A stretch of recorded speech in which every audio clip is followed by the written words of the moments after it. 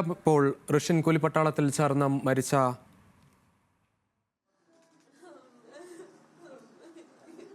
യുവാവിൻ്റെ വീട്ടിലേക്ക്, ബിനിൽ ബാബുവിൻ്റെ വീട്ടിലേക്ക് ഇപ്പോൾ രമേശ് ചെന്നിത്തല എത്തുകയാണ്.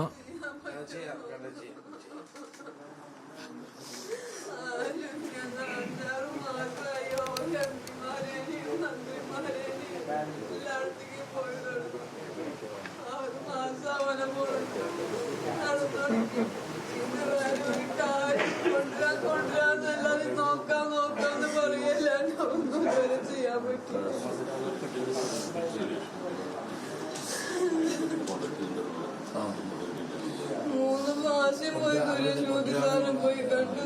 എല്ലാ എം പിമാരെയും എല്ലാ ജില്ലയിലേക്കും പോയി.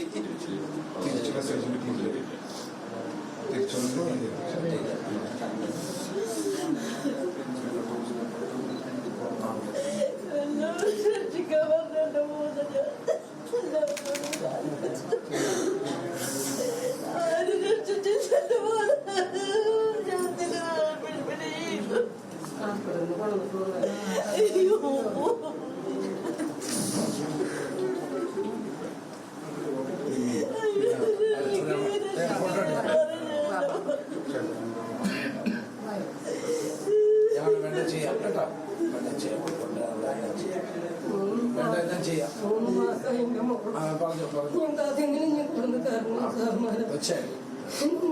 കുട്ടി 6 മാസമായിട്ട് സൂചിച്ചിരുന്നിട്ട്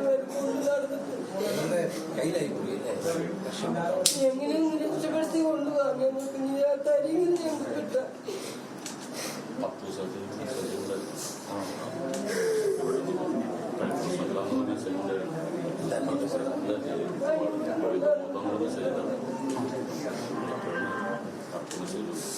എല്ലാ ചാനലിലും എല്ലാ ന്യൂസുകാരോടും എല്ലാ മന്ത്രിമാരോടും എം പിമാരോടും ഒക്കെ പോയി അപ്പച്ച എല്ലായിടത്തും നടന്നു പറഞ്ഞു.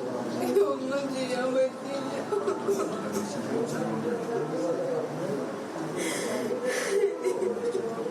എന്റെ ആങ്ങളെങ്കിലും എങ്ങനെയും ജീവനോട് തിരിച്ചു കൊണ്ടുവരുന്നത്.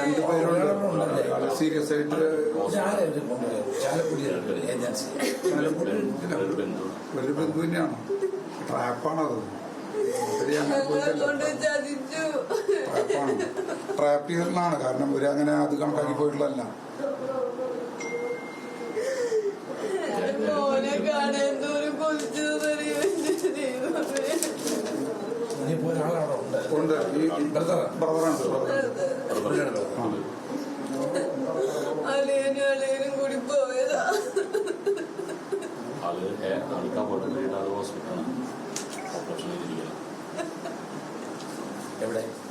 അവിടെ റഷ്യയിൽ തന്നെ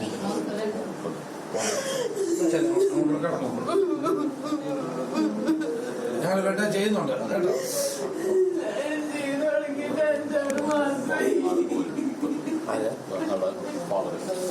റഷ്യൻ കൂലിപ്പട്ടാളത്തിൽ മലയാളികൾ കുടുങ്ങിയ വാർത്ത അറിഞ്ഞതു മുതൽ അവിടെ നിന്ന് ബിനിൽ ബാബുവും ജെയിൻ കുര്യനും ഒരുപാട് തവണ സഹായം അഭ്യർത്ഥിച്ച് ന്യൂസ് മലയാളത്തിലൂടെ അധികൃതർക്ക് മുന്നിൽ വീഡിയോ സന്ദേശങ്ങളുമായി എത്തിയിരുന്നു. ഇതിനിടയിലാണ് ഇപ്പോൾ കഴിഞ്ഞ ദിവസം ഷെല്ലാക്രമണത്തിൽ ബിനിൽ ബാബു മരിക്കുന്നത്. 5 മാസം പ്രായമുള്ള കുഞ്ഞിനെ ഒരു നോക്ക് കാണുന്നതിന് മുൻപ് ബിനിൽ ബാബു അവിടെ ഷെല്ലാക്രമണത്തിൽ കൊല്ലപ്പെടുകയായിരുന്നു.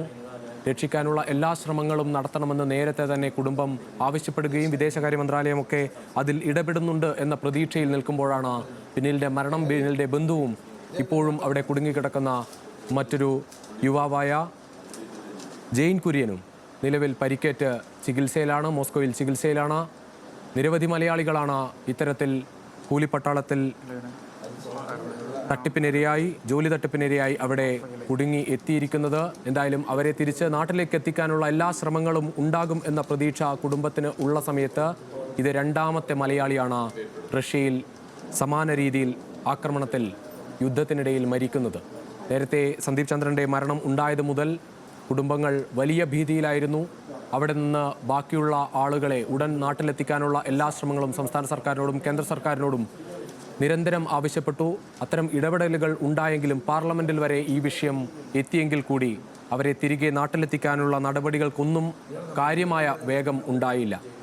ആ തരത്തിൽ ഏറ്റവും ഒടുവിൽ വളരെ ആശങ്കയോടെ വീണ്ടും യുദ്ധമുഖത്തേക്ക് പോകാനുള്ള തയ്യാറെടുപ്പ് അധികൃതർ നടത്തുന്നു എന്നത് പോലും ന്യൂസ് മലയാളത്തിലൂടെ തന്നെ ജെയിൻ കുര്യനും ബിനിൽ ബാബുവും നേരത്തെ കുടുംബങ്ങളെയും അതോടൊപ്പം അധികൃതരെയും അറിയിച്ചിരുന്നു. ആ സാഹചര്യത്തിലാണ് ഏറ്റവും ഒടുവിൽ കഴിഞ്ഞ ദിവസങ്ങളിൽ വീണ്ടും യുദ്ധമുഖത്തേക്ക് അവർക്ക് പോകേണ്ടി വന്നത്. അതിനിടയിലാണ് ഷെല്ലാക്രമണത്തിൽ ബിനിൽ ബാബുവിൻ്റെ മരണം ഉണ്ടാകുന്നത്. ഇപ്പോഴും പരിക്കേറ്റ് ജെയിൻ കുര്യൻ ആശുപത്രിയിൽ കഴിയുകയാണ്. എന്തായാലും കുടുംബത്തെ നേരിട്ട് കണ്ട് മറ്റുള്ളവരെയെങ്കിലും നാട്ടിലെത്തിക്കാനുള്ള ശ്രമം നടത്തും എന്ന് തന്നെയാണ് ഇപ്പോൾ രമേശ് ചെന്നിത്തല കുടുംബത്തോട് ഉറപ്പ് നൽകുന്നത്. അത്തരം നടപടികൾക്കായി ശ്രമം തുടരുമെന്നും രമേശ് ചെന്നിത്തല ആ കുടുംബത്തെ ആശ്വസിപ്പിച്ചുകൊണ്ട് പറയുന്നു. എന്തായാലും വലിയ ദുഃഖത്തിൽ തന്നെയാണ് ആ കുടുംബമുള്ളത്. കാരണം 5 മാസം മാത്രം പ്രായമുള്ള കുഞ്ഞ്, ഭാര്യ, കുടുംബം എല്ലാവരുമുള്ള ഒരു സാഹചര്യത്തിൽ ഒരു യുവാവ് തൻ്റെ ജീവിതത്തിൽ ഒരുപാട് പ്രതീക്ഷകളുമായി വിദേശത്തേക്ക് പോയി അവിടെ കൂലിപ്പട്ടാളത്തിൽ ജോലി ചെയ്യേണ്ട ഒരു സാഹചര്യത്തിനിടെ തൻ്റെ ജീവിതം അപകടത്തിലാണ്, ജീവൻ അപകടത്തിലാണ് എന്ന് തിരിച്ചറിഞ്ഞ് രക്ഷ തേടി വീണ്ടും നാട്ടിലെത്താനുള്ള എല്ലാ ആഗ്രഹത്തോടെയും അധികൃതരെ എല്ലാം കൃത്യമായി അറിയിച്ച് വളരെ മാസങ്ങൾ നീണ്ടു നിൽക്കുന്ന തരത്തിൽ ഒരു സാഹചര്യത്തിൽ, പട്ടിണിയിലായ സാഹചര്യത്തിൽ പോലും കഴിയേണ്ടി വന്ന സാഹചര്യം, അതൊക്കെ കൃത്യമായി അധികൃതർ അറിഞ്ഞിട്ടും അതിൻ്റെ ഇടപെടലിൽ വേഗത ഉണ്ടായില്ല. ഏറ്റവും ഒടുവിൽ അദ്ദേഹത്തിന് ജീവൻ നഷ്ടമാകുന്ന സാഹചര്യം. അവരുടെ മൃതശരീരമെങ്കിലും നാട്ടിലെത്തുമോ എന്ന പ്രതീക്ഷ മാത്രമാണ് ഇനി ആ കുടുംബത്തിനുള്ളത്. ലെവിൻ കെ വിജയൻ ചേരുന്നു കൂടുതൽ വിവരങ്ങളുമായി. ലെവിൻ, ഒരുപാട് ദുഃഖത്തിലാണ് ആ കുടുംബമുള്ളത്.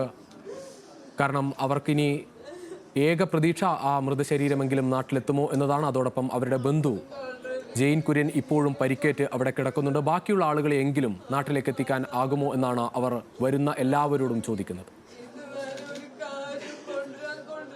തീർച്ചയായും ജിതീഷ്, അല്പസമയങ്ങൾക്ക് മുൻപാണ് രമേശ് ചെന്നിത്തല ഈ ബിനിൽ തോമസിൻ്റെ വീട്ടിലെത്തിയത്. അദ്ദേഹം വീട്ടിലെത്തി കുടുംബാംഗങ്ങളെ ആശ്വസിപ്പിക്കുന്നതാണ്. ഏറ്റവും അടുത്ത ബന്ധുക്കൾ ബിനിലിൻ്റെ ഭാര്യ ജോയ്സിയും അമ്മയുമാണ് ഇപ്പോൾ ഇവിടെ ഉള്ളത്. പിതാവ് മകൻ്റെ മൃതദേഹം വിട്ടുകിട്ടുന്ന ആവശ്യത്തിനായി കളക്ടറേറ്റിൽ കളക്ടർ വിളിപ്പിച്ചതനുസരിച്ചിരിക്കുകയാണ് രമേശ് ചെന്നിത്തല ഒരു വട്ടം കൂടി നമ്മളോട് സംസാരിക്കും. ഈ കുടുംബത്തിൻ്റെ ഏറ്റവും വലിയൊരു ആവശ്യമെന്നുള്ളത് മൃതദേഹം വിട്ടുകിട്ടുക, അതോടൊപ്പം തന്നെ പരിക്കേറ്റ ജെയിനെ നാട്ടിലെത്തിക്കുക എന്നുള്ളതാണ്. എന്ത് തരത്തിലൊരു നടപടി വിദേശകാര്യ തന്നെ ഞാൻ മെസ്സേജ് കൊടുക്കുന്നുണ്ട് ഈ 2 കാര്യത്തിന് വേണ്ടി. കേന്ദ്ര വിദേശകാര്യമന്ത്രി ജയശങ്കർ ആയിട്ട് ബന്ധപ്പെടുന്നുണ്ട്. ബോഡി കൊണ്ടുവരിക ഏറ്റവും പ്രധാനപ്പെട്ട. രണ്ടാമത് അദ്ദേഹത്തിൻ്റെ അളിയൻ അവിടെ കുടുങ്ങിക്കിടക്കുന്നു, അദ്ദേഹത്തെ തിരിച്ചു കൊണ്ടുവരിക. ഈ 2 കാര്യങ്ങൾക്ക് വേണ്ടി ഇന്ന് തന്നെ മെസ്സേജ് അയക്കുകയും അതുമായിട്ട് ബന്ധപ്പെടാൻ ശ്രമിക്കുകയും ചെയ്യുന്നുണ്ട്. അനാസ്ഥ സർക്കാരിൻ്റെ ഭാഗത്തുനിന്നുണ്ടായി. അതുപോലെ തന്നെയാണ് ഇവരെ ഈ മനുഷ്യക്കടത്ത് എന്നുള്ള നിലയിൽ തെറ്റിദ്ധരിപ്പിച്ച് ജോലി തട്ടിപ്പിനിരയാക്കി റഷ്യയിൽ എത്തിച്ച ആളുകൾക്കെതിരെ ഒരു നടപടി വേണം. അതാണ് തീർച്ചയായും നടപടി വേണം. ഈ മനുഷ്യക്കടത്ത് നടത്തുന്ന ആളുകൾ കേരളത്തിൽ ധാരാളം അനധികൃതമായി പ്രവർത്തിക്കുന്നുണ്ട്. റിക്രൂട്ടിംഗ് ഏജൻസി ഒന്നുമല്ല. പക്ഷേ ഇതുപോലെ പാവപ്പെട്ട ആളുകളെ മോഹിപ്പിച്ച് വിദേശത്ത് കൊണ്ടുപോയി കൂലിപ്പട്ടാളത്തിൽ ചേർക്കുക, വളരെ നികൃഷ്ടമായ ജോലികൾ ചെയ്യിക്കുക. കാരണം അവരവിടെ കുടുങ്ങിപ്പോയി കഴിഞ്ഞാൽ പിന്നെ വരാൻ കഴിയില്ല. അപ്പം ഇപ്പോൾ തന്നെ റഷ്യയിൽ ഉക്രൈൻ യുദ്ധമൊക്കെ നടക്കുന്ന സമയമാണ്. അപ്പോൾ ഇത്തരത്തിലുള്ള സ്ഥലങ്ങളിലേക്ക് ആളുകളെ ഒരു ഉത്തരവാദിത്വമില്ലാതെ കൊണ്ടുപോകുന്ന ആരാണ്? ഏത് ഏജൻസിയാണ്?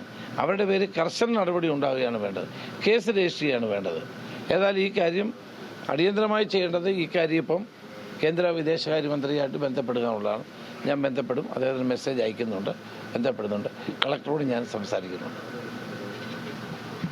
അദ്ദേഹം വ്യക്തമാക്കിയിട്ടുണ്ട് അടിയന്തര ഇടപെടൽ കേന്ദ്ര വിദേശകാര്യ മന്ത്രാലയവുമായി ബന്ധപ്പെട്ട് നടത്തുമെന്നും ബിനിലിൻ്റെ മൃതദേഹം എത്രയും വേഗം നാട്ടിലെത്തിക്കുന്നതിന് വേണ്ടിയുള്ള നടപടികൾ സ്വീകരിക്കുമെന്നും അതോടൊപ്പം തന്നെ റഷ്യയിൽ മോസ്കോയിൽ ഗുരുതരാവസ്ഥയിൽ ചികിത്സയിലുള്ള ജെയിൻ കുര്യനെ നാട്ടിലെത്തിച്ച് വിദഗ്ധ ചികിത്സ നൽകുന്നതിന് വേണ്ടിയുള്ള ഇടപെടലുകൾ നടത്തുമെന്നും ഇത് വിദേശകാര്യ മന്ത്രാലയവുമായും സംസ്ഥാന സർക്കാരുമായി വേഗത്തിൽ ഇടപെട്ടൊരു നടപടി ഉണ്ടാക്കാനുള്ള ശ്രമിക്കുമെന്നുള്ള ഉറപ്പാണ് അദ്ദേഹം കുടുംബാംഗങ്ങൾക്ക് നൽകിയത്. നമുക്ക് അവരുടെ സാഹചര്യങ്ങളെക്കുറിച്ച് പറയേണ്ടതില്ല. ഏറ്റവും അതീവ ദുഃഖകരമായൊരു സാഹചര്യത്തിൽ രമേശ് ചെന്നിത്തലയാണ് ഒരു പ്രധാനപ്പെട്ട രാഷ്ട്രീയ നേതാവ് എന്നുള്ള നിലയിൽ ഈ വീട്ടിലെത്തിയത് എന്നുള്ള കാര്യം നമുക്കെടുത്ത് പറയേണ്ടതുണ്ട്. കാരണം നിരവധി മാസങ്ങളായി ഈ കുടുംബാംഗങ്ങൾ പരാതിയുമായി മുന്നോട്ട് പോയതാണ്. സംസ്ഥാന സർക്കാരിൻ്റെ പ്രതിനിധികളടക്കമുള്ള ആളുകൾ ഈ ജില്ലയിൽ തന്നെയുണ്ട്. ഇവരാരും ഈ കുടുംബാംഗങ്ങളെ ആശ്വസിപ്പിക്കാൻ പോലും ഈ വീട്ടിലേക്ക് ഒരു തവണ പോലും എത്തിയില്ല എന്നുള്ളതും അല്പം ദുഃഖത്തോടു കൂടി തന്നെ പറയേണ്ട കാര്യമാണ്. ഏതായാലും അവരുടെ പ്രതീക്ഷകളെല്ലാം നശിച്ചു. ബിനിലിൻ്റെ മൃതദേഹം എത്രയും വേഗം നാട്ടിലെത്തിക്കുക, അതോടൊപ്പം തന്നെ പരിക്കേറ്റ നിലയിൽ ഗുരുതരമായ നിലയിൽ ആശുപത്രിയിൽ ചികിത്സയിൽ കഴിയുന്ന ജെയിനെ വേഗം നാട്ടിലെത്തിക്കുക. വിനിലിൻ്റെ ഭാര്യ ജോയ്സിയും രമേശ് ചെന്നിത്തലയോട് അത്തരമൊരു ആവശ്യമാണ് കുറച്ച് മുൻപേ അദ്ദേഹം അവരെ ആശ്വസിപ്പിക്കാൻ എത്തിയപ്പോൾ പറഞ്ഞത്. എൻ്റെ ഭർത്താവ് മരിച്ചു, ആങ്ങളെയെങ്കിലും തിരികെ നാട്ടിലെത്തിക്കാനുള്ള ഒരു സഹായം വേണമെന്നുള്ളൊരു ആവശ്യമാണ് അവർ മുന്നോട്ട് വെച്ചത്. ഏതായാലും രുചീഷ് അത്യന്തം ദുഃഖകരമായ സാഹചര്യമാണ്. അത്തരം ഏതായാലും രമേശ് ചെന്നിത്തലയുടെ സന്ദർശനം ഒരു നേരിയ ആശ്വാസം ഈ കുടുംബത്തിന് പകർന്നു നൽകിയിട്ടുണ്ടാകും എന്ന് കരുതാം. ഇതിനാണ് ലെവിൻ. എന്തായാലും ആകെയുള്ള പ്രതീക്ഷ ഇനി മരിച്ച ബിനിൽ ബാബുവിൻ്റെ മൃതദേഹം നാട്ടിലേക്ക് എത്തിക്കുക, അതോടൊപ്പം ജെയിൻ കുര്യനെയെങ്കിലും രക്ഷിച്ച് നാട്ടിലേക്ക് എത്തിക്കണമെന്ന ആവശ്യമാണ് രമേശ് ചെന്നിത്തലയോട് കുടുംബം ആവശ്യപ്പെട്ടത്.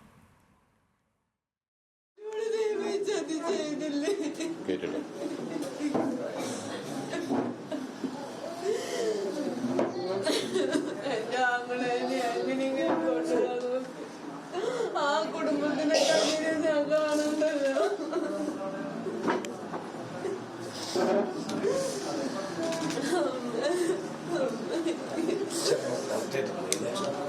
അപ്പതും കോൺട്രാക്റ്റിൽ പോയി